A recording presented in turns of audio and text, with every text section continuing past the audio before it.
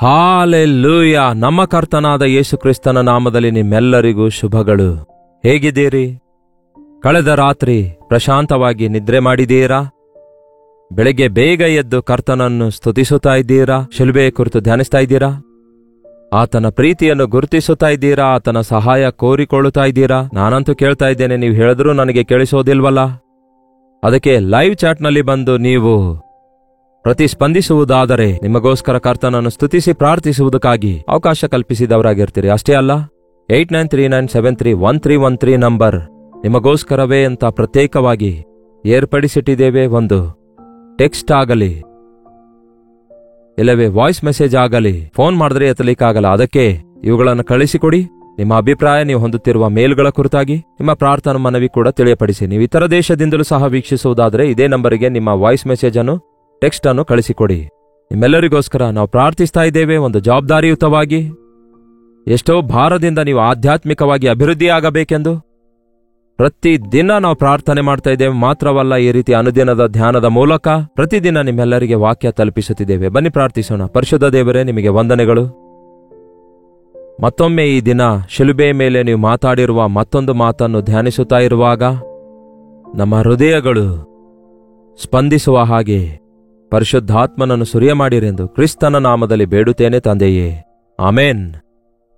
ಏನು ಅರ್ಥ ಆಗುತ್ತೆ ಪ್ರಿಯರೇ? ಯೇಸುವಿನ ಮಾತನ್ನು ನಾವು ಧ್ಯಾನಿಸುತ್ತಿರುವಾಗ ಆತನ ಪ್ರೀತಿ ಎಷ್ಟು ದೊಡ್ಡದಾಗಿದೆ ಎಂದು, ಆತನ ಪ್ರೀತಿ ನಮ್ಮ ಮೇಲೆ ಎಷ್ಟು ಅಪಾರವಾದದ್ದಾಗಿದೆ ಎಂದು, ಮತ್ತು ನಮ್ಮ ಪಾಪಗಳೆಲ್ಲ ಹೇಗೆ ಹೊತ್ತುಕೊಂಡನೆಂದು, ಮತ್ತು ನಮಗೋಸ್ಕರ ಎಷ್ಟು ಶ್ರಮೆ ಅನುಭವಿಸಿದನೆಂದು, ಯಾವ ರೀತಿಯಾಗಿ ನಮ್ಮೆಲ್ಲರಿಗೆ ಮಾದರಿಯಾಗಿದ್ದಾರೆಂದು, ಈ ವಿಷಯಗಳೆಲ್ಲ ನೀವು ಗುರುತಿಸ್ತಾ ಇದ್ದೀರಾ. ಮೊದಲನೇ ಮಾತು, ತಂದೆಯೇ ಅವರೇನ್ ಮಾಡುತ್ತಾರೆ, ಅವರು ಹರಿಯರು, ಅವರನ್ನು ಕ್ಷಮಿಸು ಅನ್ನುತ್ತಾರೆ. ಎರಡನೆಯ ಮಾತು, ಈ ಹೊತ್ತೆ ನೀನು ನನ್ನ ಸಂಗಡ ಪರದೈಸಿನಲ್ಲಿರುವೆ ಅನ್ನುತ್ತಾರೆ. ಮೂರನೇ ಮಾತು, ಅಮ್ಮ ಇಗೋ ಈತನು ನಿನ್ನ ಮಗನು, ಈಕೆ ನಿನ್ನ ತಾಯಿ ಅನ್ನುತ್ತಾರೆ. ನಾಲ್ಕನೆಯ ಮಾತು, ನನ್ನ ದೇವರೇ ಯಾಕೆ ನನ್ನ ಕೈ ಬಿಟ್ಟಿದೆ ಅನ್ನುತ್ತಾರೆ. ಈ ದಿನ ಯೇಸು ಶಿಲುಬೆ ಮೇಲೆ ಆಡಿದ 5ನೇ ಮಾತನ್ನು ಧ್ಯಾನಿಸೋಣ. ಯೋಹಾನ ಸುವಾರ್ತೆ 19ನೇ ಅಧ್ಯಾಯ 28ನೇ ವಚನದಲ್ಲಿ ಆ ಮಾತಿದೆ ನೋಡಿರಿ. ಇದಾದ ಮೇಲೆ ಯೇಸು ಈಗ ಎಲ್ಲಾ ತೀರಿತೆಂದು ತಿಳಿದು ಶಾಸ್ತ್ರದ ಮಾತು ನೆರವೇರುವಂತೆ, ಏನಂತೆ? ಶಾಸ್ತ್ರದ ಮಾತು ನೆರವೇರುವಂತೆ ನನಗೆ ನೀರಡಿಕೆ ಆಗಿದೆ ಅಂದನು. ನನಗೆ ದಾಹ ಆಗುತ್ತಾ ಇದೆ ಅಂದನು. ನನಗೆ ದಾಹ ಆಗುತ್ತಿದೆ ಅನ್ನುತ್ತಾರೆ. ಮೊದಲ 3 ಮಾತು ಸುತ್ತಲಿರುವವರೊಂದಿಗೆ ಆಡುತ್ತಾರೆ. ಕೊನೆಯ 4 ಮಾತುಗಳು ತನ್ನ ತಂದೆಯೊಂದಿಗೆ ಮಾತಾಡಿಕೊಳ್ತಿದ್ದಾರೆ. ನನ್ನ ದೇವರೇ ಯಾಕೆ ನನ್ನ ಕೈ ಬಿಟ್ಟಿದಿ ಎಂಬ 4ನೆಯ ಮಾತು. ಯಾವಾಗ ತಂದೆ ತನ್ನ ಕೈಯನ್ನು ಬಿಟ್ಟಿದರೋ ಆ ಬಿಡಲ್ಪಡುವಿಕೆಯನ್ನು ಸಹಿಸಲಾರದೆ, ಆ ದಾಹ ಶರೀರ ಸಂಬಂಧವಾಗಿರುವ ದಾಹ ಮಾತ್ರವಲ್ಲ, ನೀರಿಗೋಸ್ಕರವೇ ಇರುವ ದಾಹ ಮಾತ್ರವಲ್ಲ, ನೀರಿನ ಬಳಿಗೆ ಜಿಂಕೆ ಓಡಿ ಹೋಗುವಂತೆ ಜೀವವುಳ್ಳ ದೇವರನ್ನು ಸಂಧಿಸುವುದಕ್ಕೋಸ್ಕರ ನಾನು ಓಡುತ್ತಿದ್ದೇನೆ, ನಾನು ಅವಸರ ಪಡುತ್ತಿದ್ದೇನೆ ಎಂದು ಆ ದಿನ ದಾವೀದನು ಹೇಳಿದಾನಲ್ಲವೇ? ನಾವು ದೇವರ ಸನ್ನಿಧಿಯಲ್ಲಿರುವಾಗ ದೇವರ ತೃಪ್ತಿಯನ್ನು ನಾವು ಹೊಂದುವವರಾಗಿರೋದ್ರಿಂದ ಆ ಲೋಕ ದಾಹ ನಮ್ಮನ್ನು ಕುಗ್ಗಿಸಿ ಬಿಡೋದಿಲ್ಲ. ಯಾವಾಗ ನಾವು ದೇವರಿಂದ ದೂರವಾಗುತ್ತೇವೋ ಆಗ ದಾಹ ಆಗುತ್ತೆ. ದಾಹ ಅಂದ್ರೆ ನೀರಿನ ವಿಷಯದಲ್ಲಿ ಅಲ್ಲ, ಒಂದು ವಿಧವಾದ ತವಕ, ಒಂದು ವಿಧವಾದ ಆಸೆ, ಒಂದು ವಿಧವಾದ ಅಪೇಕ್ಷೆಯಾಗಿದೆ. ಬಹಳಷ್ಟು ಜನ ಈ ಲೋಕದಲ್ಲಿ ಹಣದ ದಾಹದಲ್ಲಿದ್ದಾರೆ, ಕಾಮದಾಹದಲ್ಲಿದ್ದಾರೆ. ಈ ಲೋಕದಲ್ಲಿ ಮನುಷ್ಯರಿಗೆ ನಾನಾ ವಿಧವಾದ ದಾಹ ಮನುಷ್ಯರನ್ನು ಹಿಡಿದು ಕಾಡಿಸುತ್ತಾ ಇವೆ. ಅಷ್ಟಾದ್ರೂ ದಾಹ ತೀರುತ್ತಾ ಇಲ್ಲ. ಎಷ್ಟು ಮಂದಿ ಗಂಡಂದಿರನ್ನು ಬದಲಾಯಿಸಿದರೂ ದಾಹ ತೀರುತ್ತಾ ಇಲ್ಲ. ಅಂತಹ ತಾಪತ್ರೆಯಿಂದ ಯೇಸು ಬಿಡಿಸುವುದಕ್ಕಾಗಿ ಬಂದು ಹೇಳ್ತಾರೆ, ನಾನು ಕೊಡುವ ನೀರು ಕುಡಿಯುವವನಿಗೆ ಎಂದಿಗೂ ದಾಹ ಆಗುವುದಿಲ್ಲ ಅನ್ನುತ್ತಾರೆ. ನಿಮ್ಮನ್ನು ತೃಪ್ತಿಪಡಿಸುವ ಕರ್ತನು ನಾನೇ ಎಂದು ಹೇಳಿದ ದೇವರು ಈಗ ನಾನು ಕೊಡುವ ನೀರನ್ನು ಕುಡಿಯಿರಿ, ನಿಮಗೆ ದಾಹ ಆಗುವುದಿಲ್ಲ ಎಂದು ಹೇಳಿದ ಯೇಸು ಸ್ವತಃ ತನಗೆ ದಾಹ ಆಗಿದೆ ಎಂದು ಹೇಳುವಂಥದ್ದು ಎಷ್ಟು ವಿಚಿತ್ರವಾಗಿದೆ ನೋಡಿ. ಹೌದು, ನಮ್ಮನ್ನು ಆತನು ತೃಪ್ತಿಪಡಿಸಿ ನಮ್ಮ ದಾಹವನ್ನು ತೀರಿಸಿ, ನಮ್ಮ ಶ್ರಮೆಯನ್ನು, ನಮ್ಮ ದಾಹವನ್ನು ಆತನು ಶಿಲುಬೆ ಮೇಲೆ ಹೊತ್ತುಕೊಂಡನು. ಈ ದಿನ ತಂದೆಯಾದ ದೇವರಿಗೋಸ್ಕರ ಇರುವ ದಾಹ, ನೀತಿಗೆ ಹಸಿದು ಬಾಯಾರಿದಂಥವರು ಧನ್ಯರು, ಅವರು ತೃಪ್ತರಾಗುವರು ಎಂದು ದೇವರ ವಾಕ್ಯ ಹೇಳುತ್ತದೆ. ಮನುಷ್ಯರು ಲೌಕಿಕ ವಿಷಯಗಳಲ್ಲಿ ದಾಹವುಳ್ಳವರಾಗಿದ್ದಾರೆ ಹೊರತು, ಆಸೆ ಉಳ್ಳವರಾಗಿದ್ದಾರೆ ಹೊರತು, ಅದನ್ನು ಇದನ್ನು ಸಂಪಾದಿಸಬೇಕು, ನೋಡಬೇಕು, ಮಾಡಬೇಕೆಂದು ಆಶಿಸುತ್ತಾರೆ ಹೊರತು, ಈ ದೇವರೊಂದಿಗೆ ಸಹವಾಸ ಮಾಡಬೇಕು, ದೇವರ ಸನ್ನಿಧಿಯಲ್ಲಿ ಕಾಲ ಕಳೆಯಬೇಕು, ದೇವರ ಮುಂದೆ ಯಾವಾಗ ಕಾಣಿಸಿಕೊಳ್ಳಬೇಕು, ದೇವರೊಂದಿಗೆ ಯಾವಾಗ ಮಾತಾಡಿಕೊಳ್ಳಬೇಕು, ಯಾವಾಗ ಆತನ ಸ್ವರ ಕೇಳಬೇಕು, ಯಾವಾಗ ಆತನ ರಾಜ್ಯಕ್ಕೆ ಬಾಧ್ಯನಾಗಬೇಕು ಎಂಬ ನಿರೀಕ್ಷೆ ತವಕ ಇಲ್ಲದೇ ಇರುವಂತಹ ಜನರು ನಾವಾಗಿರುವಂಥದ್ದು ಎಷ್ಟು ವಿಷಾದಕರವಾಗಿದೆ. ಯೇಸು ಕ್ರಿಸ್ತನು ದೇವರಿಂದ ಅಗಲಿಸಲ್ಪಟ್ಟಾಗ, ತಂದೆ ಕೈ ಬಿಟ್ಟಾಗ, ಆತನು ಒಬ್ಬಂಟಿಗನಾಗಿ ಆಯಾಸಗೊಂಡಾಗ, ಸಹಜವಾಗಿ ನಾವು ಆಯಾಸಗೊಂಡಾಗ ನಮ್ಮ ಶರೀರದಲ್ಲಿರುವ ವಾಟರ್ ಲೆವೆಲ್ ಕಡಿಮೆ ಆದಾಗ ನಮಗೆ ಶಾರೀರಿಕವಾಗಿ ದಾಹ ಉಂಟಾಗುತ್ತೆ. ಹಾಗೆ ಕೊರತೆ ಉಂಟಾದಾಗ ನಮಗೆ ದಾಹ ಉಂಟಾಗುತ್ತೆ. ಆಮೇಲೆ ಸ್ವಲ್ಪ ನೀರೇನಾದರೂ ಕುಡಿದ್ರೆ ನಮ್ಮ ದಾಹ ತೀರಿ ಹೋಗುತ್ತೆ. ಆದರೆ ಮತ್ತೆ ಮತ್ತೆ ಈ ದಾಹ ನಮಗುಂಟಾಗುತ್ತಲೇ ಇರುತ್ತೆ. ಅದಕ್ಕೆ ಯೇಸು ಹೇಳ್ತಾರೆ, ನಾನು ಕುಡಿಯುವವನಿಗೆ ಜೀವಜಲದ ಬುಗ್ಗೆ ನಿಮ್ಮ ಹೊಟ್ಟೆಯೊಳಗಿಂದ ಉಕ್ಕಿ ಬರುವಂತೆ ಮಾಡುತ್ತೇನೆ ಅನ್ನುತ್ತಾರೆ. ನಿಜವೇ ನಮ್ಮನ್ನು ಆಧ್ಯಾತ್ಮಿಕವಾದ ಸಂತುಷ್ಟಿ ಪಡಿಸುವುದಕ್ಕಾಗಿ ಸ್ವತಃ ಆತನೇ ದಾಹಗೊಂಡನು. ನಮ್ಮ ಕೇಡನ್ನು, ಶಾಪವನ್ನು ಆತನು ಅನುಭವಿಸಿ ನಮಗೆ ಬಿಡುಗಡೆಯನ್ನು, ವಿಶ್ರಾಂತಿಯನ್ನು ಕೊಡುವುದಕ್ಕಾಗಿ ನಮ್ಮ ಸ್ಥಾನದಲ್ಲಿ ಆತನು ಶಿಲುಬೆಯ ಮೇಲೆ ಯಜ್ಞವಾಗಿ ಅರ್ಪಿಸಿಕೊಟ್ಟನು. ಎಲ್ಲವೂ ತೀರಿತು, ಕೊನೆಗೆ ಬಂದಿದ್ದೇನೆಂದು ಆತನು ತಿಳಿದುಕೊಂಡಾಗ ಏನಂತೆ, ಶಾಸ್ತ್ರದ ಮಾತು ನೆರವೇರುವಂತೆ ನನಗೆ ನೀರಡಿಕೆ ಆಯಿತು ಅಂದನು. ಯೇಸುಕ್ರಿಸ್ತನ ಶಿಲುಬೆಯ ಮರಣ ಒಂದು ಆಕ್ಸಿಡೆಂಟ್ ಅಲ್ಲ ಪ್ರಿಯರೇ. ಅಕಸ್ಮಾತ್ ಆಗಿ ಸಡನ್ ಆಗಿ ಏನೋ ಜರುಗಲಿಲ್ಲ. ಯಾರೋ ಕುಯುಕ್ತಿ ಕುತಂತ್ರ ಮಾಡಿದಕ್ಕೆ ಹಾಗೆ ಆಯ್ತಂದುಕೊಳ್ತಾ ಇದ್ದೀರಿ, ಹಾಗೆ ಅಲ್ವೇ ಅಲ್ಲ. ಯಾರೇ ಅನ್ಯಾಯದ ತೀರ್ಪು ವಿಧಿಸದಿರೂ ಸಹ ದೇವರು ಅನುಮತಿಸಿದ ಹೊರತು ಅದು ಪ್ರವಾದನೆಗಳೆಲ್ಲ ನೆರವೇರಬೇಕಾಗಿರೋದ್ರಿಂದ ಅವರೆಲ್ಲರೂ ಅದರ ಪಾಲಾಗಿದ್ರು. ಆದರೆ ಗಮನ ಕೊಟ್ಟು ಕೇಳಿ, ಅದನ್ನು ದೇವರೇ ನೇಮಿಸಿದವರಾಗಿದ್ರು. ಹಳೆ ಒಡಂಬಡಿಕೆಯಲ್ಲಿಯೇ ಅನೇಕ ಪ್ರವಾದನೆಗಳನ್ನು ಯೇಸುವಿನ ಜನ್ಮ, ಮರಣ, ಪುನರುತ್ಥಾನದ ಕುರಿತಾಗಿ ಅನೇಕ ಸ್ಥಳಗಳಲ್ಲಿ ಪ್ರವಾದಿಸಲ್ಪಟ್ಟಿರುವುದನ್ನು ನೋಡ್ತೇವೆ. ಒಂದು ವೇಳೆ ನೀವು ಯೆಶಾಯ 53ನೇ ಅಧ್ಯಾಯ ಓದುವುದಾದರೆ ಯೇಸುವಿನ ಶಿಲುಬೆಯ ದೃಶ್ಯವನ್ನು ನಾವಲ್ಲಿ ನೋಡಬಲ್ಲೆವು. ಕೀರ್ತನೆ 22ನೇ ಅಧ್ಯಾಯ ಓದುವುದಾದರೆ ಅಲ್ಲಿ ಈ ಯೇಸು ಆಡಿರುವ ಮಾತುಗಳನ್ನು ಅಲ್ಲಿ ನಾವು ನೋಡಬಲ್ಲೆವು. ಒಮ್ಮೆ ನೋಡೋಣ ಬನ್ನಿ. ಕೀರ್ತನೆ 22 ವಚನ 1, ನನ್ನ ದೇವರೇ, ನನ್ನ ದೇವರೇ, ಯಾಕೆ ನನ್ನ ಕೈ ಬಿಟ್ಟಿದ್ದೀ? ನೋಡಿ ಪ್ರಿಯರೇ, ಅದೇ ಮಾತನ್ನು ನಾವು ಕೇಳ್ತಿದ್ದೇವೆ ಇಲ್ಲಿ. ಇದೇ ಕೀರ್ತನೆ 22ನೇ ಅಧ್ಯಾಯ 15ನೇ ವಚನ ಏನು ಹೇಳುತ್ತೆ ನೋಡಿ. ನನ್ನ ಶಕ್ತಿಯು ಬೋಕಿಯ ಹಾಗೆ ಒಣಗಿ ಹೋಗಿದೆ, ನನ್ನ ನಾಲಿಗೆಯು ನನ್ನ ಅಂಗುಳಕ್ಕೆ ಹತ್ತಿ ಹೋಗಿದೆ ಎಂಬ ಶಿಲುಬೆಯ ಮೇಲಿನ ಪ್ರವಾದನೆ ಇಲ್ಲಿ ಅಕ್ಷರಶವಾಗಿ ನೆರವೇರುವುದನ್ನು ಕಾಣುತ್ತಾ ಇದ್ದೇವೆ. ಅದಕ್ಕೆ ನಾನು ದಾಹಗೊಂಡಿದ್ದೇನೆ ಅನ್ನುತ್ತಾರೆ. ಹಾಗೆ ಕೀರ್ತನೆ 69ನೇ ಅಧ್ಯಾಯದಲ್ಲಿ ನೋಡುವುದಾದರೆ 21ನೇ ವಚನ ಹೇಳುತ್ತೆ, ನನಗೆ ಉಣ್ಣುವುದಕ್ಕೆ ಕಹಿಯಾದ ವಸ್ತುವನ್ನು ಬಾಯಾರಿದಾಗ ಹುಳಿತಾ ದ್ರಾಕ್ಷರಸವನ್ನು ಕುಡಿಯುವುದಕ್ಕೆ ಕೊಟ್ಟರು ಎಂದು ನೋಡುತ್ತೇವೆ. ಈ ಪ್ರವಾದನೆಯು ಕೂಡ ನೆರವೇರಿರುವ ಸಂಗತಿಯನ್ನು ಶಿಲುಬೆಯಲ್ಲಿ ನಾವು ನೋಡುತ್ತೇವೆ. ದೊಡ್ಡ ಪ್ರಣಾಳಿಕೆಯ ಮೇರೆಗೆ ದೇವರು ಮುಂಚಿತವಾಗಿಯೇ, ಜಗದೋತ್ಪತ್ತಿಗಿಂತ ಮುಂಚಿತವಾಗಿಯೇ ತನ್ನ ಒಂದು ಅನಾದಿ ಕಾಲದ ಆಲೋಚನೆಯ ಮೇರೆಗೆ ನಮ್ಮನ್ನು ರಕ್ಷಿಸುವುದಕ್ಕೋಸ್ಕರ, ನಮ್ಮ ಪಾಪ ಪರಿಹಾರ ಮಾಡುವುದಕ್ಕೋಸ್ಕರ ಸ್ತ್ರೀಯ ಸಂತಾನಕ್ಕೂ ನಿನ್ನ ಸಂತಾನಕ್ಕೂ ವೈರತ್ವ ಉಂಟು ಮಾಡುವೆನೆಂದು ಆ ದಿನ ಹವ್ವಳೊಂದಿಗೆ, ಆದಾಮ ಹವ್ವ ಅವರೊಂದಿಗೆ ಹೇಳಿದ ಕರ್ತನು ದೇವರು ಸ್ತ್ರೀ ಸಂತಾನ ಅಂದ್ರೆ ನಾವೆಲ್ಲರೂ ಪುರುಷ ಸಂತಾನ. ಪುರುಷನ ಬೀಜವಿಲ್ಲದೆ ನಾವು ಈ ಲೋಕಕ್ಕೆ ಬರಲಿಲ್ಲ. ಆದರೆ ಯೇಸು ಮರಿಯಳಿಂದ ಹುಟ್ಟುತ್ತಾರೆ. ಆಕೆ ಪುರುಷನನ್ನು ಅರಿಯದವಳಾಗಿದ್ದಳು. ಆಕೆ ಸಂತಾನವಾಗಿ ಬರ್ತಾರೆ. ಪಾಪ ಇಲ್ಲದವರಾಗಿ ಯೇಸು ಈ ಲೋಕಕ್ಕೆ ಬಂದು ಪಾಪಿಗಳಾದ ನಮಗೋಸ್ಕರ, ನಮ್ಮೆಲ್ಲರ ಪಾಪ ಪರಿಹಾರ ಆಗುವುದಕ್ಕೋಸ್ಕರ ತನ್ನ ಪ್ರಾಣವನ್ನೇ ಅರ್ಪಿಸಿಕೊಟ್ರು. ನೀನು ಅವನ ಕಾಲನ್ನು ಕಡಿಯುವಿ ಮತ್ತು ಆತನು ನಿನ್ನ ತಲೆಯನ್ನು ಜಜ್ಜುವನು ಎಂಬ ಮಾತಿನ ಪ್ರಕಾರವೇ ಇಗೋ ಯೇಸು ಕ್ರಿಸ್ತನು ಆ ಕಲ್ವರಿ ಶಿಲುಬೆ ಮೇಲೆ ನಮ್ಮ ವಿಷವನ್ನು ಆತನು ಸಹಿಸಿಕೊಂಡನು. ಆ ಒಂದು ಕಹಿಯನ್ನು, ಒಂದು ಹುಳಿರಸವನ್ನು ಆತನು ಸೇವಿಸಿದನು ಅಥವಾ ಕುಡಿದನು. ಒಂದು ಕಹಿಯಾದ ಒಂದು ಪದಾರ್ಥ, ಒಂದು ಕಹಿಯಾದ ಏನನ್ನೋಣ, ಒಂದು ಏನು ಹೇಳೋಣ, ಒಂದು ಕಹಿಯಾದ ಒಂದು ಫ್ಲೂಯಿಡ್, ಅದನ್ನು ಒಂಥರ ಮತ್ತನ್ನುಂಟು ಮಾಡುವುದಕ್ಕಾಗಿ, ನಾಲಿಗೆ ಮತ್ತಗೊಳ್ಳುವುದಕ್ಕಾಗಿ ಅದನ್ನು ಕೊಡುತ್ತಾರೆ.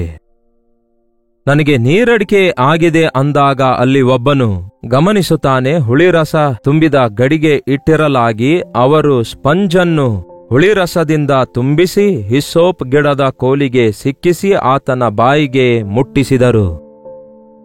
ಮೊದಲೇ ನೀರಡಿಕೆಯಾದಾಗ ಕಹಿಯಾದದ್ದನ್ನು ಬಾಯಲಿಟ್ರೆ ಏನಾಗುತ್ತೆ ನೋಡಿ. ಇನ್ನು ಅಷ್ಟೇ, ಆತನು ಇಲ್ಲಿ ಎಷ್ಟು ವೇದನೆಗೊಳಗಾದನೆಂಬ ಸಂಗತಿ ನೋಡ್ತಿದ್ದೇವೆ.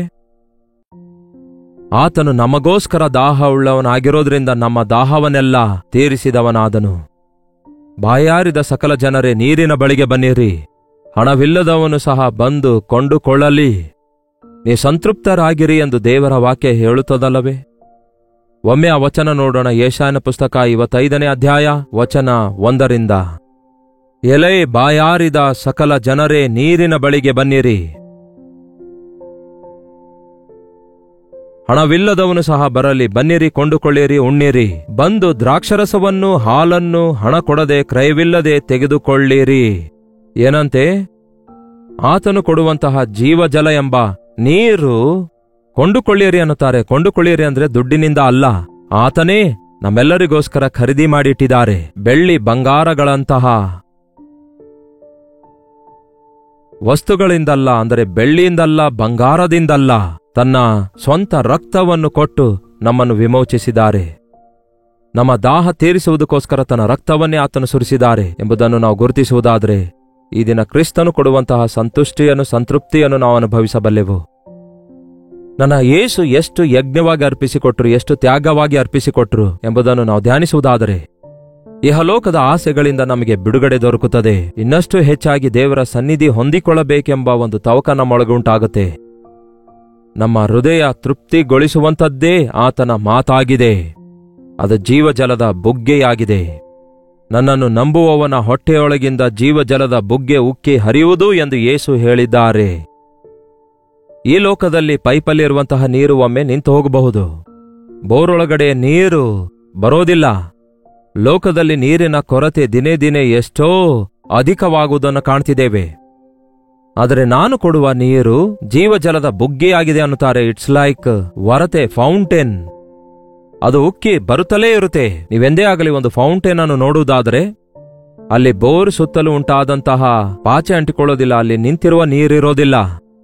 ಹೊಸ ನೀರು ಉಕ್ಕಿ ಬರುತ್ತಾ ಇರೋದ್ರಿಂದ ಹಳೇದೆಲ್ಲ ಮೇಲಿಂದ ಮೇಲೆ ಕೊಚ್ಕೊಂಡು ಹೋಗುತ್ತೆ. ಹಾಗಾಗಿ ಅಲ್ಲಿ ಫ್ರೆಶ್ ವಾಟರ್ ಇರುತ್ತವೆ. ನಿಜವಾಗ್ಲೂ ಯೇಸು ಕ್ರಿಸ್ತನನ್ನು ಹೊಂದಿದಂಥವರ ಜೀವಿತದಲ್ಲಿ ಆ ಒಂದು ನೂತನತ್ವ, ಆ ಒಂದು ಫ್ರೆಶ್ನೆಸ್ ಇರುತ್ತೆ. ಮೇಲಿಂದ ಮೇಲೆ ದಾಹ ತೀರಿಸಲ್ಪಡುತ್ತೆ, ಮೇಲಿಂದ ಮೇಲೆ ಪರಿಶುದ್ಧಗೊಳಿಸಲ್ಪಡ್ತೇವೆ, ಮೇಲಿಂದ ಮೇಲೆ ತೃಪ್ತಿಗೊಳಿಸಲ್ಪಡ್ತೇವೆ. ಕೊರತೆಗಳು ಇದ್ದೇ ಇರುತ್ತವೆ, ಆದರೆ ತೀರಿಸಬಲ್ಲಂತಹ ಕರ್ತನು ಬುಗ್ಗೆಯಾಗಿ ನಮಗೆ ಸಮೃದ್ಧಿಯಾಗಿ ಸಮಸ್ತವನ್ನು ಕೊಡುವುದಕ್ಕೋಸ್ಕರ ಆತನು ತನ್ನನ್ನು ತಾನು ಬರಿದಾಗಿ ಮಾಡಿಕೊಂಡಿದ್ದಾನೆ.